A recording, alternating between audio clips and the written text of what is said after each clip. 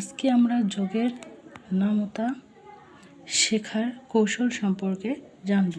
যেমন 14 এর নামতা: 14 রেখে 15, 14 2 16, 14 3 17, 14 আর 4 18, 14 আর 5 19, 14 আর 6 20, 14 আর 7 21, 14 আর 8 22, 14 আর 9 23, 14 আর 10 24।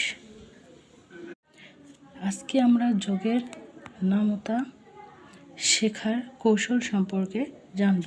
যেমন 14 এর নামতা: 14 রেখে 15, 14 2 16, 14 3 17, 14 আর 4 18, 14 আর 5 19, 14 আর 6 20, 14 আর 7 21, 14 আর 8 22, 14 আর 9 23, 14 আর 10 24।